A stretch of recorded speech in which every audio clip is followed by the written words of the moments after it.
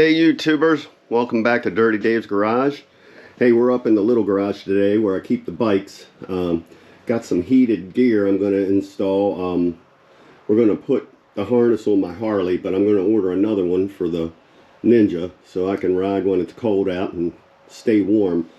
To start out, I just picked up some heated gloves and a heated jacket liner. Goes inside your jacket, under your jacket. I also got the heated pants liner, but I'm not going to try them today. They're in the house because the riding pants I have on are already quilted and should be warm enough. The pants liner actually has a hookup for heated insoles in your boots or for heated socks, but unfortunately they don't match the heated insoles I already have, which are battery powered.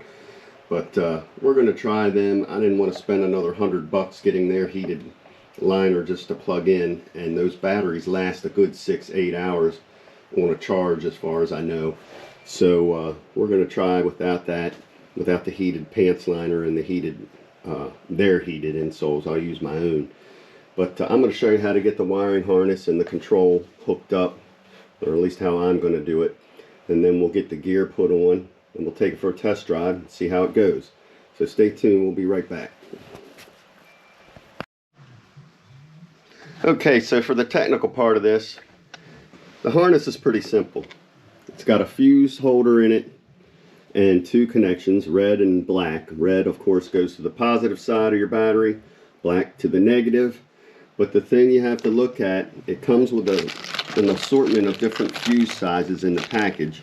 But they give you a chart and they tell you, based on what you're going to be using, to just go to the add up the amperage for each item of clothing you're going to be wearing and go to the next size up fuse. So I calculated it out for the gloves, the jacket liner, and I should be using the English side.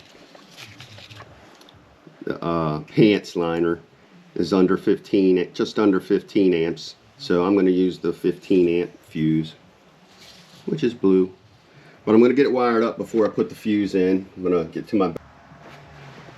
Not sure if it caught that last bit, so I'm just going to show you this before we button it up. We got the harness hooked up, black to black, red to red. Got our 15 amp fuse put in. Got the wire harness hanging outside the bike that's going to plug into our control unit. And I'm going to put all this stuff back in, and then we'll get to the next part. Thanks. Okay, so for today's test, we're going to be using an inexpensive jacket with a zip out liner, just a thin zip out liner. It's a Hawk.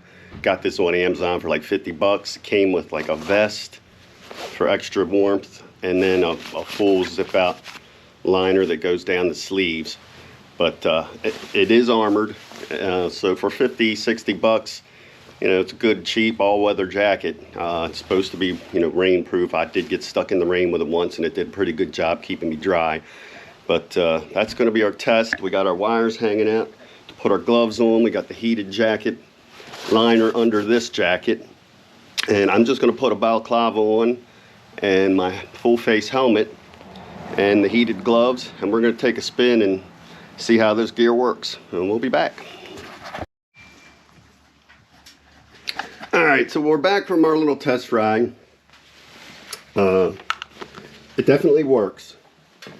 I was not cold with the heated jacket liner on underneath this cheap jacket with a cheap zip out liner. This is pretty thin actually.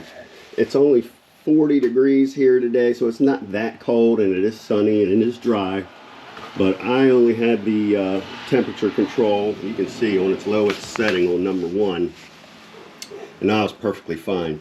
I didn't have the pants liner on because these riding pants have a liner in them, a quilted liner. And I'll be honest, that was all I needed. I was plenty comfortable. The only thing that was really cold was at the top of my feet. The bottoms are fine because I got those battery powered soles in these feet that keep the soles of your feet warm, but I could feel air around them. So a pair of insulated boots might be a better idea if you're riding out in the 20 to 40 degree range. Anything warmer than probably 45, you don't need this heated gear. You should be fine with just some warm clothes on. But That's my opinion. I'll put links to this stuff in the bottom. If you'd like to try and ride year round, this is definitely the way to go.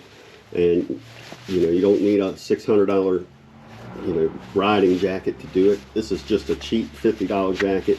And then of course the heated gear, which I'll put some links to on my in the description. This actually has a zip-on hood, which I didn't use because I use a balaclava, and I put that on. It covers up most of my head and chin area, and then put the full face helmet on top of it, and it did the trick. I mean, I was not cold anywhere except a little bit on the tops of my feet. And again, that's easily adjustable, probably with either the battery powered socks that match that liner if I use it.